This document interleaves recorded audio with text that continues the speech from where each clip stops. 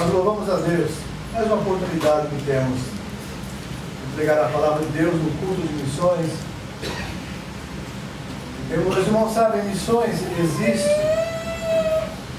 exatamente no propósito que Deus tem de alcançar todas as criaturas da terra para dar a elas a oportunidade de serem salvas. Porque a única forma de salvação é através de Jesus Cristo.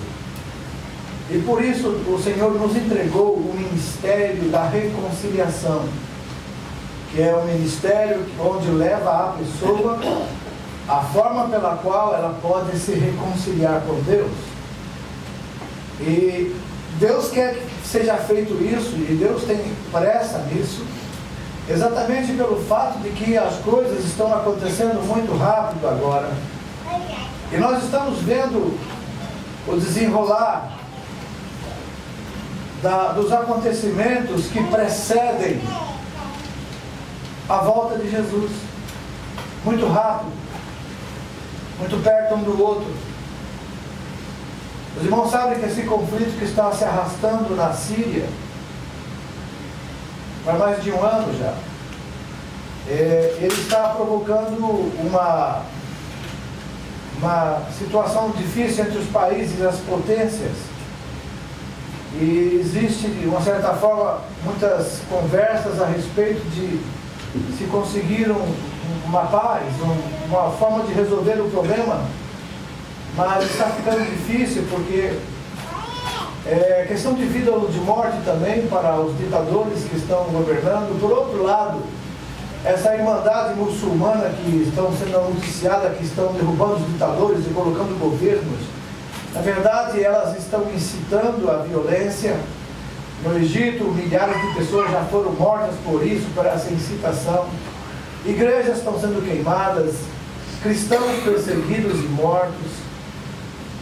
E esse movimento que está na Síria também é igual a esse movimento que está no Egito e em outros países mais.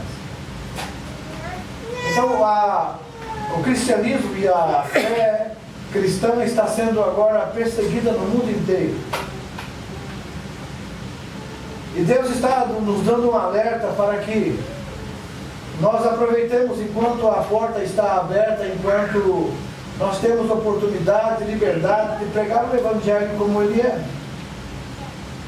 No Brasil, o Evangelho está sendo diluído em mensagens de autoajuda, de prosperidade, e as pessoas estão perdendo o foco.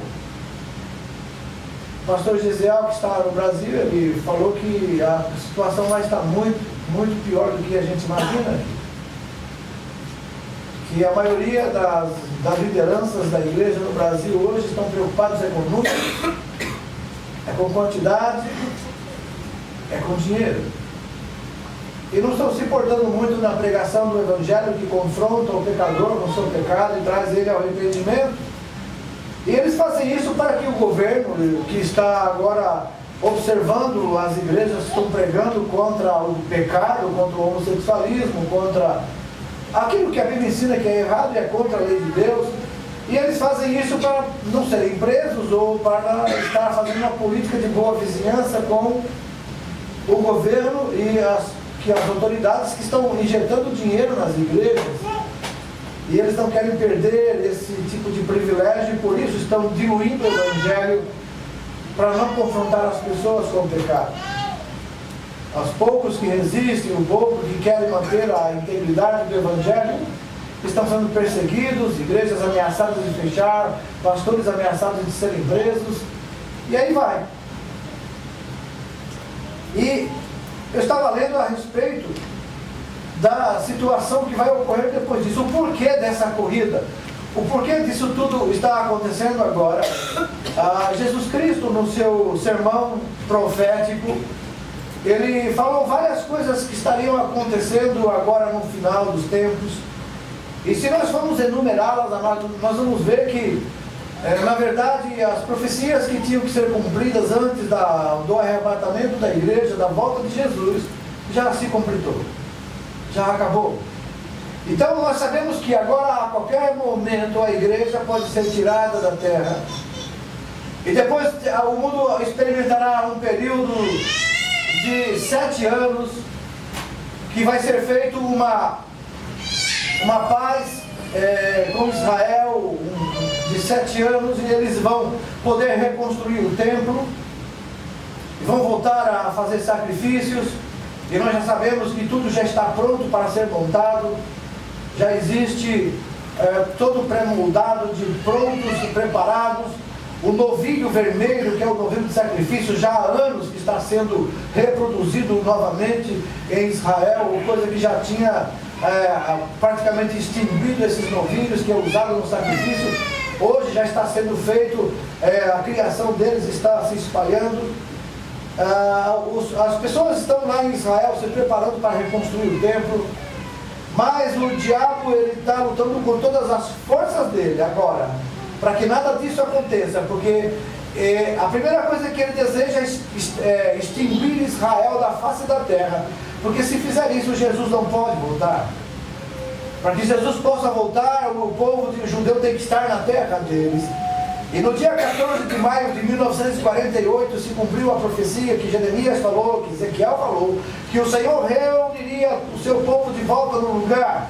Um milagre que a ciência e também os noticiários, eles hesitam em falar, porque um povo que fica fora da sua nação, misturado com os outros povos, uma cultura, ela demora no máximo 300 anos, e depois disso ela se dilui dentre as outras culturas e acaba aquela cultura, aquela língua, aquele costume, e o povo, ele se dilui e acaba, extingue. Ora, Israel, eles ficaram quase 2000 anos sem pátria, espalhados no mundo inteiro.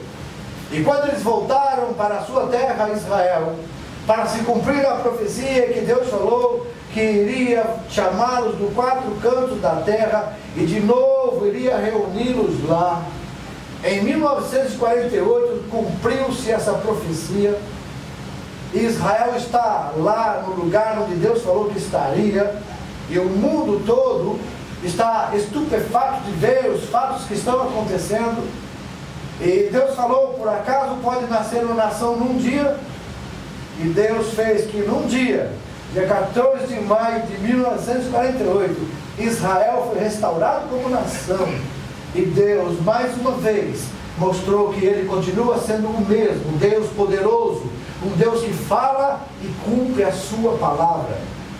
Agora, esses 7 anos que estão para chegar aí na terra, será os anos que Deus vai ajustar a conta com todos aqueles que se levantam contra a sua palavra, que rejeitam o Evangelho, que rejeitam a palavra dele, que não querem aceitar Jesus e que preferem gozar o mundo que no mundo há. Essas pessoas vão passar por um tempo tão difícil, insuportável, o sofrimento será tanto, amados, que Jesus até falou, se ele não abreviasse aqueles dias, ninguém escaparia, todos iriam morrer. A Bíblia diz que vai chegar um tempo que as pessoas vão estar tão apavoradas com todos os catástrofes nos céus, na terra, o sofrimento e as doenças aumentando, o sol aumentando o seu calor 7 vezes mais, úlceras na pele queimando as pessoas em todo o mundo todo agitado, faltando alimento, faltando água, e nós estamos vendo que as coisas estão sendo preparadas. Nós vemos que o Japão está fazendo parte dessa profecia, porque ele está espalhando radiação nos mares, no mundo inteiro. Fukushima está difícil de controlar, faz mais de 2 anos e eles ainda não controlaram. E agora os governos mundiais estão reclamando porque na Califórnia já estão pescando peixes contaminados com radiação. Do outro lado. E você fala, então eu vou fugir do Japão, para onde você vai? Se acontecer alguma coisa aqui, ninguém no mundo escapa. O que nós estamos podendo pensar com isso? As pessoas estão um pouco distraídas com o mundo, com a prosperidade, com esses evangelhos diluídos. Satanás está usando ministros do evangelho para massagear a igreja, o ego dos crentes, trazendo mensagens que são mensagens de autoestima, mensagens que levantam a moral do povo e faz o humanismo ser colocado como o principal, isso é, o homem está no centro. E nós sabemos que a Bíblia é claramente cristocêntrica, isto é, Jesus sempre tem que estar no centro de tudo, no centro dos projetos dos homens, no centro dos projetos das nações, no centro do projeto da nossa vida, no centro dos projetos de nosso futuro.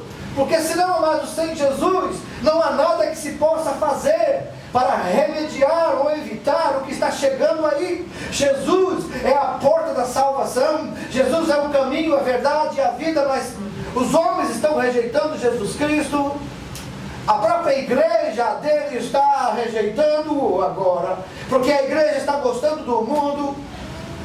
Por décadas ela está sendo animada e alimentada com palavras e promessas e mais promessas de uma teologia que chama-se da prosperidade, de confissão positiva, movimento da fé e outros mais.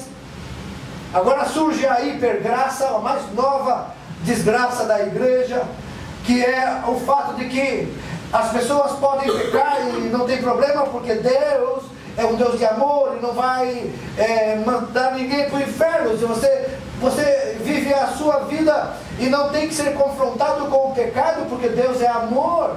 Então as mensagens que devem ser pregadas devem ser mensagens que venham trazer a você muita alegria, muito conforto e uma satisfação tal, que mesmo que você peque, você fique tranquilo que Deus vai cuidar disso para você. E é interessante também que eles animam as pessoas a pecar. Porque ele fala que a Bíblia diz que Deus é tão amoroso que Ele permite aos seus filhos sim ter prazer na terra. Que Deus libertou você de todo o mal, porque você agora vai ficar numa escravidão que não pode ter prazer. E aí então já estão inventando formas de prazer.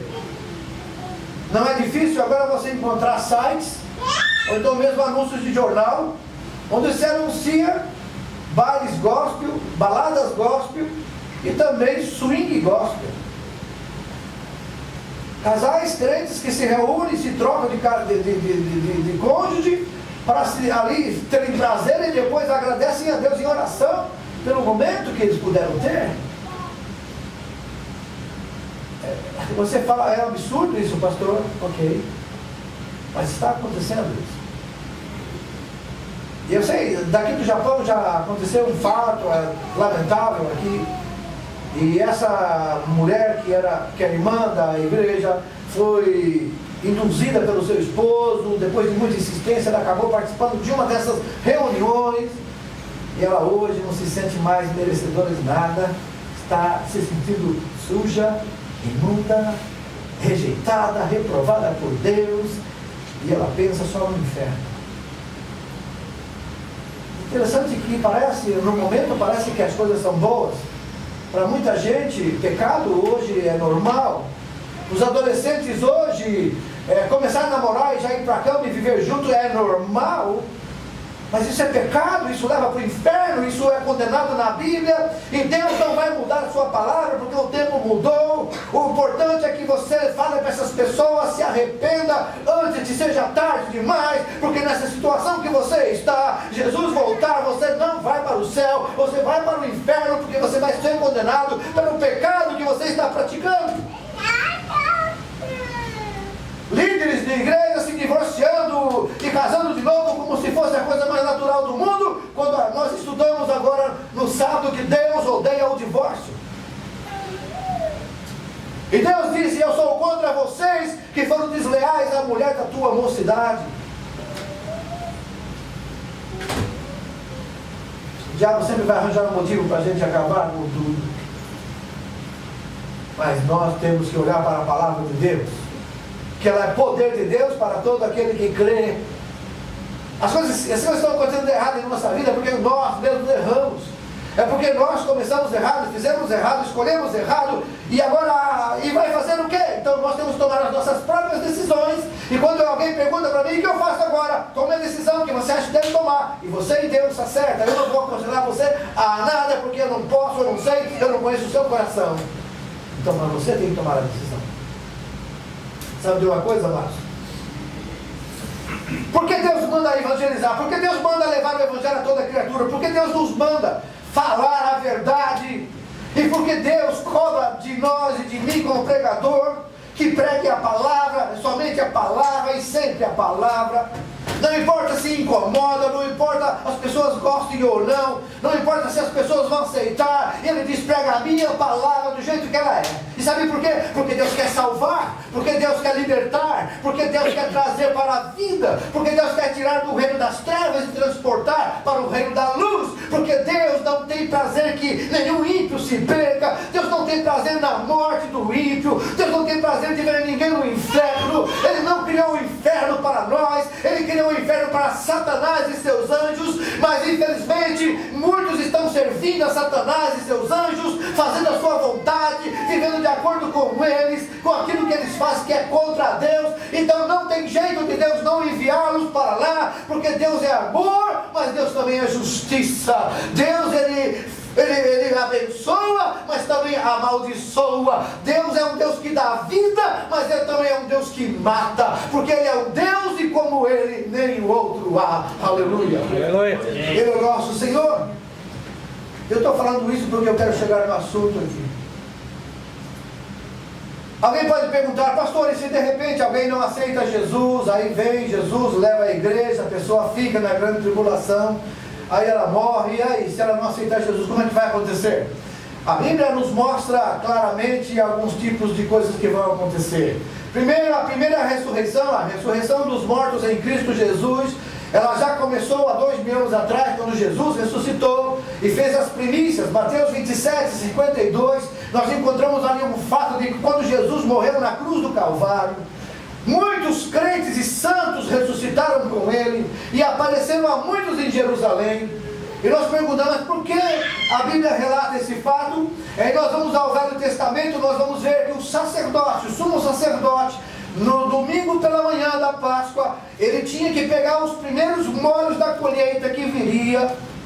Os primeiros molhos, eles não podiam fazer a colheita antes da Páscoa. Eles colhiam os primeiros molhos de espiga de trigo, de milho, e levavam ao sacerdote. O sacerdote chegava no domingo pela manhã, domingo de Páscoa, e ele entrava no lugar santíssimo e movia a oferta diante do Senhor, agradecendo pela colheita que viria. E esses molhos que eram trazidos para o sacerdote pertenciam ao sacerdote, ao sumo sacerdote. Jesus, como sumo sacerdote das nossas almas, Ele veio para fazer essa apreciação por nós também. Então Ele pegou esses mortos que ressuscitaram, levou até o Pai, lá na glória, lá no Santo do Santo, no céu, diante do Senhor, e moveu essa primeira colheita dos mortos nele. Fez as primícias. Ele, Jesus, o primeiro da ressurreição, as primícias do que dorme, também fez as primícias para Deus. A segunda fase da primeira ressurreição, que é em 3 partes, é agora no arrebatamento, quando, se nós estivermos vivos, seremos transformados e os mortos que estão em Cristo ressuscitarão e juntos encontraremos com Jesus nos ares e estaremos para sempre com o Senhor. Mas ainda não terminou, porque a Bíblia relata que no final da grande tribulação, João estava vendo almas debaixo do altar, e ele perguntou ao anjo: quem são essas almas? Ele disse: elas são aqueles que vieram da grande tribulação, que não adoraram a besta nem a sua imagem, que não receberam a marca na mão ou na testa. Esses foram mortos e estão aguardando, mas vão ressuscitar e vão reinar com Cristo 1000 anos. Esta é a primeira ressurreição.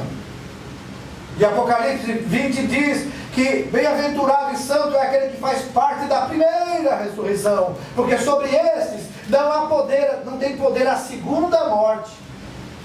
Então haverá, amados, uma forma de agora nós enxergarmos isso biblicamente, comprovadamente dentro da Bíblia, de que nós estamos agora nos aproximando da segunda etapa da ressurreição e dessa volta de Jesus, que não virá na terra, ficará nas nuvens, e a igreja irá subir ao encontro dele nas nuvens para estarmos para sempre com o Senhor. Estaremos indo para o tribunal de Cristo, onde cada um vai receber das mãos do Senhor a recompensa pelo trabalho que fez aqui na terra, através do corpo. E depois disso a Bíblia diz que haverá as bodas do Cordeiro, onde a noiva, a igreja do Senhor Jesus, assentará na mesa com Ele. E nós cremos que nesse ponto é aquilo que Jesus disse: não beberei mais do fruto da vida, até aquele dia que beba de novo convosco. Está sendo esperado pelos estudiosos e por nós que cremos no Senhor, uma grande ceia, onde o celebrante será o Senhor Jesus. E nesse dia, amados, é um dia de grande alegria e de esperança para nós, a todos aqueles que dizem Maranata, ora vem Senhor Jesus, devem pensar nisso. Será que nós estamos preparados para esse dia? Ou nós estamos começando a ser levados também por essas ondas de movimentos que surgem e que diluem o Evangelho, que nos leva a pensar e querer e desejar muito as coisas deste mundo? É interessante que vem então aí o julgamento, as pessoas ressuscitam para reinar. Há um período de 30 a 45 dias, onde as nações vão ser julgadas no Vale de Josafá. Depois disso, amados, começa o milênio, as nações, todas as nações, porque na grande tribulação o Senhor vai trazer juízo sobre a terra, juízos terríveis sobre a terra. A Bíblia diz que será tão desesperador que as pessoas vão entrar nas cavernas, vão entrar debaixo das pedras e vão pedir que os montes caiam sobre ele. Tanto é o pavor e o desespero, e ele diz, tanto os reis quanto os governantes, os grandes e os pequenos, estarão desesperados. E Jesus quer nos livrar disso. E Jesus quer tirar a sua igreja antes que isso aconteça. E é por isso que nós não podemos ficar olhando, amados, para os lados e para baixo. A Bíblia diz, deixando as coisas que para trás ficam, vamos prosseguir para o alvo, para o prêmio da soberana vocação. Nós somos chamados para ir para a glória, para o céu, amados. Não para perder tempo com as coisas deste mundo.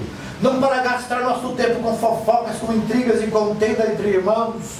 Isso é coisa demoníaca para tirar a nossa visão, o nosso foco. Sabe que por que acontece isso? Porque não estamos ganhando alma, porque não estamos falando de Jesus para as pessoas, porque não estamos fazendo aquilo que Jesus mandou, ir por todo mundo, prega o Evangelho a toda criatura. Porque não estamos fazendo isso, temos tempo para fofocas, para intrigas, para contendas, temos tempo para pensar e reclamar, e queremos mais e mais, quando na verdade nós não deveríamos estar desejando essas coisas agora. Em Colossenses 3, Paulo disse, se você já ressuscitou com Cristo, olhe para as coisas que estão de cima e não das que são da terra. Porque da terra são perecíveis. O ladrão rouba, a traça rói, o ferrugem come. Mas olhe para as coisas que são dos céus, são eternas em Deus. Ninguém toma de você uma alma que você ganha, o galardão dela. Ninguém toma de você a vida eterna se você não entregar. Ninguém toma de você as bênçãos de Deus, porque as bênçãos de Deus é quem enriquece e não acrescenta dores. A verdadeira prosperidade está no Salmo 1. Meditar na palavra do Senhor de dia e de noite. Nós seremos como árvores plantadas junto a ribeiros de água. Nós daremos o fruto na estação própria. As nossas folhas não caem. E tudo quanto fizermos, prosperará. O crente, mas quando está na bênção, até cachorro quente que ele vende, ele fica rico. O crente, quando está na bênção, tudo que ele põe a mão, Deus abençoa. A fábrica que ele trabalha prospera, cresce, porque Deus abençoa o ímpio por causa do justo. Nós tínhamos um irmão em São José dos Campos que ele trabalhava com um carrinho de cachorro-quente na praça da cidade. E aí Deus abençoava tanto aquele irmão que havia outros carrinhos que vendiam cachorro-quente, mas não dá para entender que a fila fazia a volta na praça para comprar o cachorro quente daquele irmão. Até que a Rede Globo ficou querendo saber o que estava acontecendo e foi lá fazer uma entrevista com ele. E ele falou que ele vendia em torno de, na época, 20 mil reais por mês de cachorro quente. E estava ficando rico. E as pessoas achavam e investigaram para ver se ele vendia droga, se era distribuído alguma coisa errada ali. Mas, amados, quando Deus abençoa, aleluia, tudo acontece e ninguém explica. Porque é Deus que faz, e quando você tem a confiança no Senhor, tudo que você precisar nessa terra, Deus vai te abençoar. Não precisa você apelar para nada desse mundo. Então nós queremos que você entenda isso. Não se preocupe, amados, demasiadamente com as coisas que você precisa nesse mundo, porque se você for fiel ao Senhor e buscar em primeiro lugar o reino de Deus e a sua justiça, o Senhor Jesus garantiu em Mateus 6,33 que Ele vai providenciar, acrescentar tudo que você precisa para sobreviver nessa terra, porque o dia que Ele voltar, não adianta você ter mansões, carros, casas, mas ficar tudo aí. E tem crente que está gostando tanto dessas coisas, está tão alegre com os carros, com as casas que ele tem, com a prosperidade que Deus está dando, que Jesus vai vir buscar na igreja e ele não vai poder levar esse irmão, porque esse irmão está tão contente aqui, está tão confortável, que Jesus não pode levar para o céu. E é por isso que a Bíblia diz: não coloque o teu coração nessas coisas. Aonde estiver o tesouro do homem, ali estará também o seu coração. Você precisa, Deus sabe que você precisa, mas Ele vai te dar. Mas primeiro lembre-se, Ele quer que você primeiro busque a Ele, dê lugar a Ele, dê o primeiro lugar na sua vida a Deus, gaste o seu tempo mais com as coisas de Deus, gaste o seu tempo lendo a palavra, estudando a palavra, porque se você meditar nela de dia e de noite, o Senhor Jesus vai trabalhar por você, você vai nas bênçãos de Deus, entra debaixo da unção do Senhor, e Deus trabalha por você, e as pessoas querem te dar. As pessoas querem ir até você. As pessoas vão comprar o que você tem. As pessoas vão pedir o teu trabalho. As pessoas vão pedir o que você tem, porque você tem algo que eles querem. E eles querem, e Deus vai te abençoando, e você vai dando. E quanto mais você dá, mais Deus vai te dando para dar. É assim que Deus trabalha. É assim que nós vemos Deus trabalhar. Passa um milênio. Os mortos que não foram ressuscitados, que morreram sem salvação, que morreram sem aceitar Jesus, que morreram no pecado, que rejeitaram o Evangelho, morreram, ficam sepultados, estão no inferno. Mas esse ainda não é o inferno final.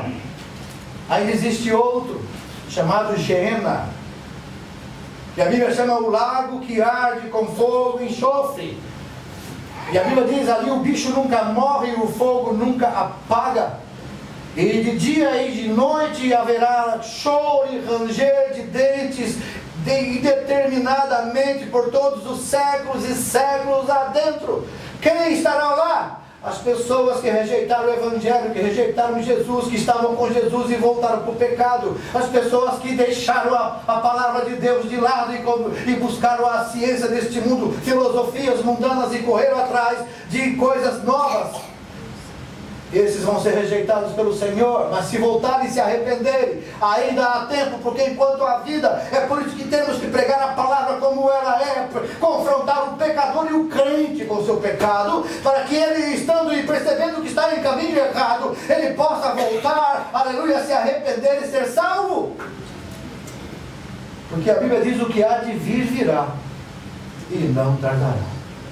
A gente pode ser que esteja tardando para alguns, mas o tempo de Deus é kairos, é perfeito. Ele está dando oportunidade, e nós temos que aproveitá-la. Então, amados, depois do milênio vai haver uma ressurreição. Essa milênio, Satanás, então a Bíblia diz que Satanás, ele é solto do abismo por um pouco de tempo. E nesse pouco de tempo ele vai entre as nações.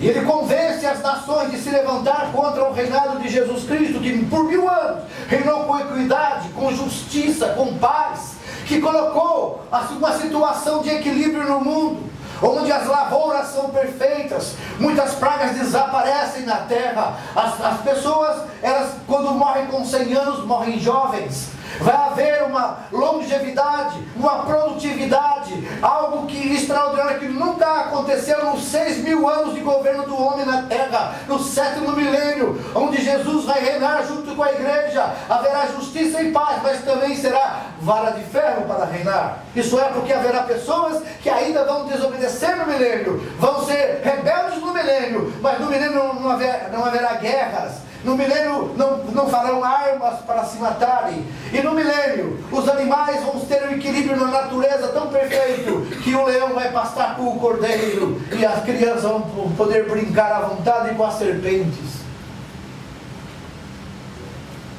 Mas os mortos continuam lá no inferno esperando a ressurreição, a segunda ressurreição. Acaba o milênio, Satanás é solto, ele faz isso, levanta as nações se levantam, se reúnem para destruir, queimar Jerusalém. A Bíblia diz que não vai haver guerra, o Senhor vai soprar e eles vão ser desfeitos e morrer todos. Aí o Senhor pega Satanás e joga no abismo, onde já está há 1000 anos a besta e o falso profeta, que no final da grande tribulação vão ser lançados lá também no Geena. Aí então, acabando isso, Satanás é lançado no lago de fogo, agora aposto um grande juízo de trono branco, e vai ser um lugar entre o céu e a terra, porque no céu não pode ser, porque o pecador não vai entrar no céu para ser julgado. O céu é um lugar de santidade. Não pode ser na terra, porque a terra está sendo destruída nessa época.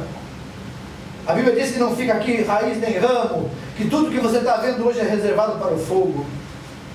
Então, em algum lugar no espaço, Deus vai criar um lugar de um trono branco, e todos os mortos de todas as épocas, desde Adão até agora, até o final do milênio, ressuscitam. E aí então é feito aquele julgamento, e milhões e milhões, milhares e milhares de pessoas de todas as épocas, e cada um vai ser julgado segundo as suas obras, e vai ser aberto um livro, e vai ser aberto livros, e a Bíblia diz que os livros estão anotados, tudo que os homens fizeram na terra, os pensamentos, as palavras, as ações, tudo que fizeram na terra está anotado. Mas o outro livro, chamado Livro da Vida, é que vai ser procurado o nome dessas pessoas ali.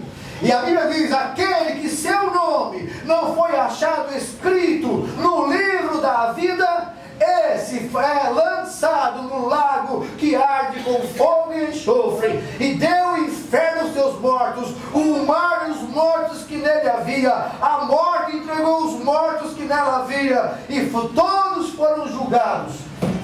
E quando julgados, o nome não estava no livro da vida, são lançados dentro do lago que arde com fogo e enxofre.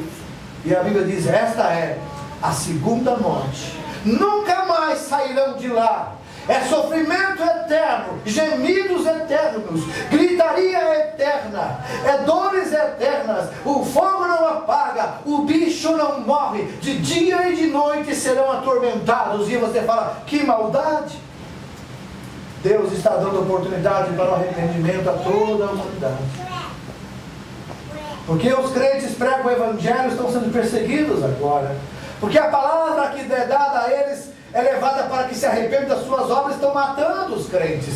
Na Coreia do Norte morrem crentes todo dia, pertinho de nós aqui, porque esse governo que está aí, que é comunista, ele não permite que as pessoas tenham uma religião, adorem qualquer coisa, porque são ateus, e eles então pegam qualquer papelzinho escrito algum versículo da Bíblia dentro de casa, prende a família inteira, leva para a cadeia. Trabalho forçado separa a família, muitos já morreram, famílias estão separadas para sempre. No Brasil hoje está sendo proibido falar contra o pecado, as igrejas estão proibidas de falar contra o homossexualismo, contra tudo que é errado. O mal agora tornou-se bom e o bom agora tornou-se mal. Vários pastores já estão presos porque não querem negar o nome de Jesus. Nos Estados Unidos, na Europa, a mesma coisa. Eu, quando estava nos Estados Unidos, o irmão estava com um processo para ir na corte responder, porque ele estava distribuindo folhetos da rua e entregou para uma criança. O pai não gostou e processou esse irmão e levou ele para a corte, porque ele entregou um folheto evangelístico para uma criança. E a lei protege esse pai e pode pôr aquele irmão na cadeia. O mundo está contra Deus, contra a sua palavra, contra o seu povo.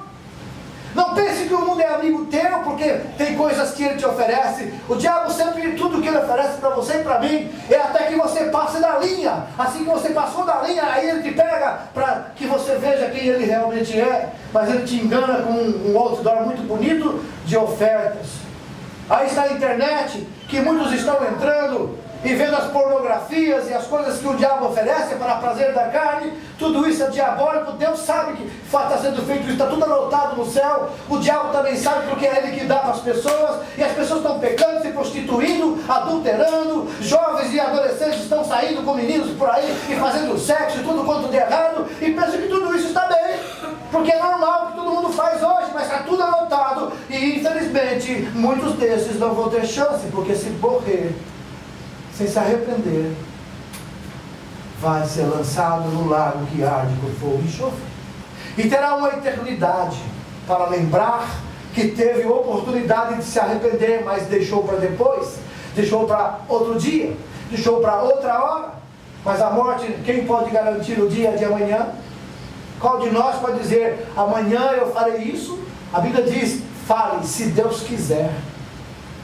Quem é nós para decidirmos o que vamos fazer ou não? A Bíblia diz, você não sabe o dia de amanhã. Fale assim, se Deus quiser amanhã ou depois faremos isto ou aquilo, porque é Deus, está no controle.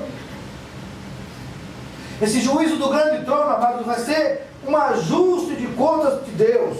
Interessante que João, lá em Apocalipse 20, ele começa a descrever esse julgamento. Ele fala sobre a situação. Viu um grande trono branco, aquele que nele se assenta, de cuja, olha só a situação, de cuja presença fugiram a terra e o céu. Todo esse espaço, essa Via Láctea que se conhece hoje como nosso universo, possivelmente vai fugir da presença do Senhor. Ele diz aqui, não se achou lugar para eles. E vi também os mortos, os grandes, os pequenos, postos em pé diante do trono. Então se abriram os livros, ainda outro livro, o livro da vida foi aberto, e os mortos foram julgados segundo as suas obras, conforme o que se achava escrito nos livros. E deu o mar os mortos que nele estavam. A morte e o além entregaram os mortos que neles haviam, e foram julgados um por um foram julgados, segundo as suas obras. Então a morte e o inferno foram lançados para dentro do lago de fogo e enxofre. Esta é a segunda morte, o lago de fogo. E se alguém não foi achado inscrito no livro da vida, esse foi lançado para dentro do lago de fogo.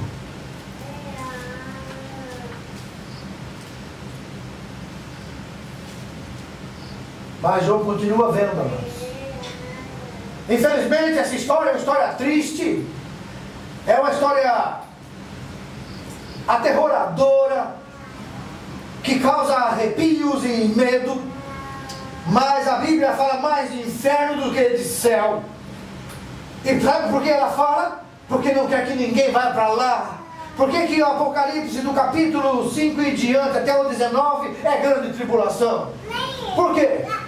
Porque até o capítulo 3 nós temos a igreja. No capítulo 4 João é chamado para cima, isso é, arrebatamento, para ver as coisas que depois destas vão acontecer. Aí começa a descrição dos acontecimentos, das trombetas, dos selos. E aí então nós vemos que o terror encaixa assim na terra. De repente, nós vemos pessoas hoje zombando das coisas de Deus. Tem até crentes que falam assim, eu vou para o inferno mesmo, não quero nem saber, pensando que isso é fácil de falar, que o inferno é só levar uma geladeirinha, é só levar um ar-condicionado que vai dar tudo certo lá dentro. Amados, o inferno é algo terrível, não se brinca com ele. Se Jesus gastou tempo para falar dele, porque ele é real, e muitos vão para lá. E muitos sabem quem que vai para lá, mano? Muitos crentes que estão dentro das igrejas. E sabe por quê? Porque professam a fé, mas não vivem a fé. Não são transformados. Não se arrependeram realmente. Não se converteram realmente. Eles dependem de circunstâncias e situações para servir a Deus. Enquanto estiver a bênção, enquanto estiver prosperando, eles são crentes. Mas se Deus tirar deles a prosperidade e tirar deles alguma coisa, eles já abandonam o Senhor. Nós estamos lendo o livro de Jó, e ali nós aprendemos o que é o sofrimento do justo e quais os seus, por que Deus permite o sofrimento dos justos. E nós vemos que o justo Jó, ele conhecia a Deus, e é mesmo diante das circunstâncias que ele começou a perder primeiro os seus bens materiais, os seus bois, os seus empregados, em seguida os seus filhos foram mortos, e ele perdeu tudo isso, depois que o diabo não conseguiu fazer com que ele blasfemasse contra Deus, tirando dele todas essas coisas. Então o diabo queria tirar a saúde dele, e disse a Deus: ele só não blasfemou contra ti, porque ele tem saúde, então ainda lhe dá para fazer muita coisa, mas se mexe na saúde dele para você ver. Então Deus permitiu que o diabo colocasse uma chaga maligna em Jó, e ele se coçava com o caco de telha, e a Bíblia diz que do corpo, do pé da cabeça, dos pés da cabeça, ele era todo cheio de chagas purulentas, a pele ficava preta, estourava e saía pus, e ele se coçava, e ele guardava, e ele ficava se coberto de cinza, foi para o meio do lixo. Mas a Bíblia diz que ele não blasfemava com o Senhor, porque quando aconteceu isso, sabe a primeira coisa que ele fez? Ele se rasgou, ele jogou cinza e adorou o Senhor. Adorou o Senhor.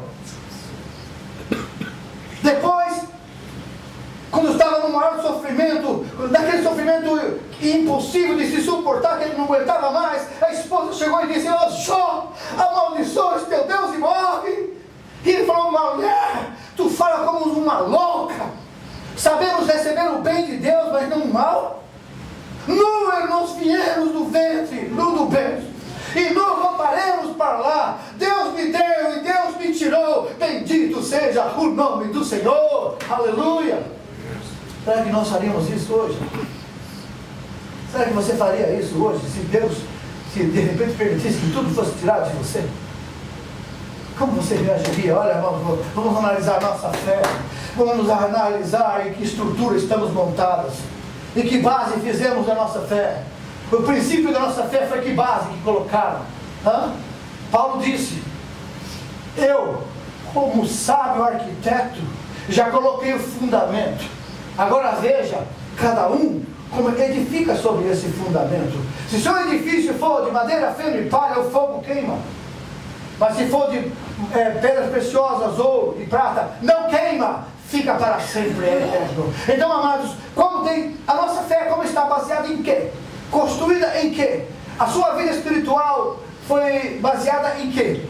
Você veio para a igreja porque das promessas que fizeram para você, das bênçãos que foram prometidas, da prosperidade que foi dada.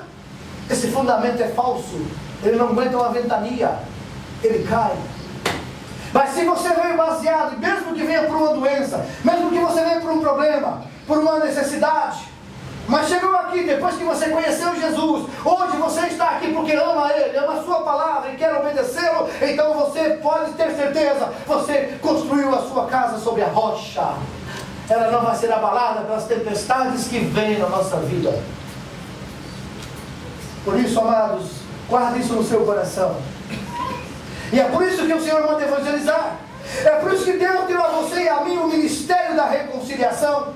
E é por isso que Deus disse para nós gastarmos o nosso tempo falando de Jesus. Porque quando você gasta tempo falando dos outros, dá problema. E não é a nossa área.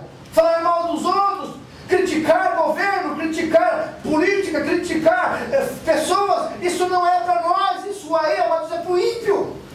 A nós foi dado o ministério da reconciliação, o ministério do conselho de Deus, a palavra poderosa do Senhor, os dons de curar, os dons de expulsar demônios, falar novas línguas, o dom de fazer a obra de Deus nessa terra. Mas nós estamos perdendo tempo, gastando com coisas que não têm valor. Vamos despertar então, vamos parar com isso. Não vale a pena, não traz resultado. O que pode fazer o homem pelas coisas que ele quer nesse mundo? De que vale ele, que mesmo ganhe o mundo inteiro e perder a sua alma? De que vale isso? Quanto o homem pagaria pela sua alma?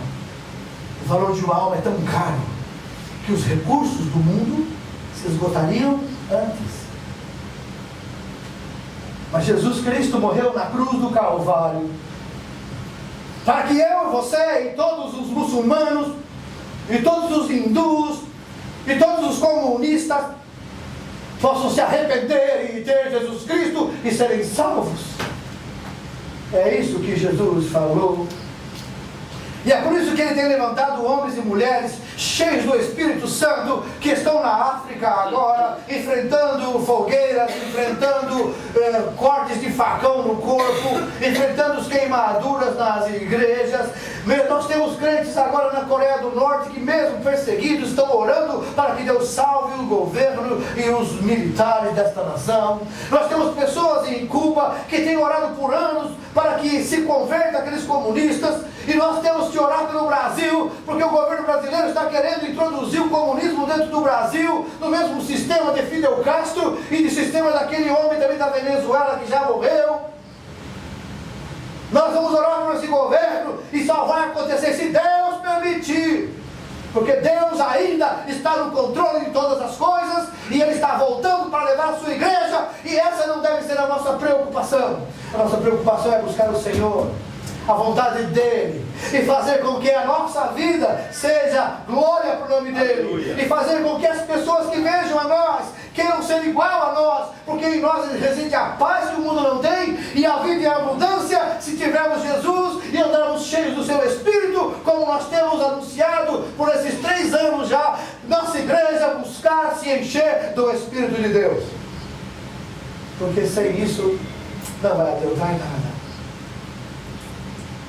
E quando nós vemos isso, amados, fechando essa mensagem, eu digo: vamos fazer missões, vamos lutar pelas almas perdidas, vamos orar ao Senhor e nos consagrar mais. Jovens, consagre a sua vida ao Senhor. Tanto que Deus pode usar vocês, tantos. Quando um jovem se entrega na mão do Senhor, quando ele começa a buscar, Deus movimenta o mundo por causa desse jovem. Deus faz maravilhas. Nós também, amados, qualquer um de nós, não importa a nossa idade, porque os jovens estão mais, têm mais energia, têm mais disposição. Se você deixar Deus te usar, se você buscar a Deus, diz: me enche, Senhor, eu me entrego a Ti, eu quero ser usado em Tuas mãos, me usa. Deus vai encher você da Sua glória, do seu poder, da sua unção, e você vai falar com autoridade, você vai pregar com autoridade. Deus vai usar você com curas, milagres, maravilhas, e nenhum demônio vai resistir à tua presença, porque Deus vai encher você com a glória dele. Mas precisa se apresentar. Deus não força ninguém. Você tem que dizer: eis-me aqui. Diga isso: eis-me aqui, e Deus pode usar você, para que essas pessoas que você conhece não sejam vistas na segunda ressurreição diante do trono branco, sendo julgadas e levadas para o lago que arde com fogo e enxofre. Depois da morte não há mais nada a fazer a não ser se lamentar. Enquanto a vida, ore pela sua família, pelos seus pais, porque sem Jesus estão indo para lá. Ore pelos seus irmãos, pelos seus vizinhos, para as pessoas que você gosta, porque sem Jesus está indo para lá. Isso não vai mudar, porque a palavra de Deus não muda. Mas aqueles que, aleluia, reconhecem Jesus Cristo, aqueles que se arrependem, aqueles que aceitam Jesus, aleluia, para estes, para nós que cremos no Senhor, nascerá o sol da justiça. Nascerá o sol da justiça. Vamos ficar em pé. Vamos orar ao Senhor. Vamos pregar o Evangelho. Vamos usar a nossa fé, a força que o Senhor nos dá. Vamos falar de Jesus para todo aquele que precisa.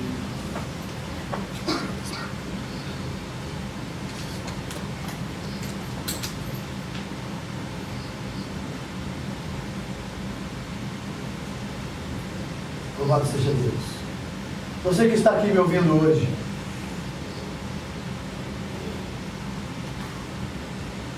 você jovem, você adolescente, você irmão, você irmã, Alguns irmãos aqui já falaram que já sentiram uma chamada missionária. E às vezes até parece que Deus se esqueceu disso, não é verdade? Mas sabe de uma coisa, minha irmã e meu irmão, Deus nunca se esquece se Ele me chamou. Fale com Deus hoje. Pergunte a Ele. Diga: Senhor, eis-me aqui. O Senhor quer me enviar. O Senhor quer usar a minha vida para a glória do Teu nome. Na eternidade eu quero ver isso, Senhor. Na eternidade eu quero lembrar desse culto, desse dia que eu tomei uma decisão de me entregar 100% em Tuas mãos, toda a minha vida, para que o Senhor a use conforme o Senhor quer. Será que você está disposto a isso? Jovem, irmão, irmã? Você tem medo do que Deus possa fazer? Confia no Senhor. Há tanta coisa que Deus quer fazer através da sua vida. Abaixe sua cabeça. Fale com Deus.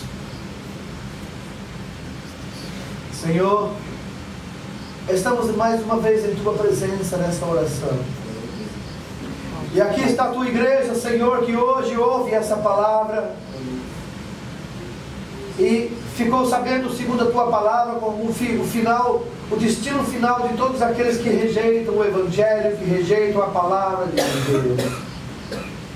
E, ó Deus, eles conhecem pessoas que eles amam, familiares e outros mais, que eles amam e não conhecem Jesus, e por isso, Pai, estão arriscando-se a morrer e estar sendo julgados um dia para serem lançados no lago de fogo. Mas o Senhor não criou o homem para isso. O Senhor criou o homem para a vida e para a salvação, para adorar o Teu nome e glorificar a Ti. Por isso, Pai, usa os Teus servos e servas. Tira o empecilho, o embaraço que os impede de levar a Tua palavra ao que necessita. E dá a autoridade do Teu Espírito Santo para a Tua igreja, para fazer a obra nesses últimos dias, sem medo, Pai, sem medo de nada, nenhuma afronta, nada que possa vir contra nós, que ela possa nos colocar em corrida, em fuga, mas que nós possamos enfrentar, mesmo que isso custe a vida, mas que sejam salvos almas, para a glória do Teu nome. E é no nome de Jesus que nós oramos. E também te agradecemos, Pai. Amém. Deus abençoe vocês. Tenham um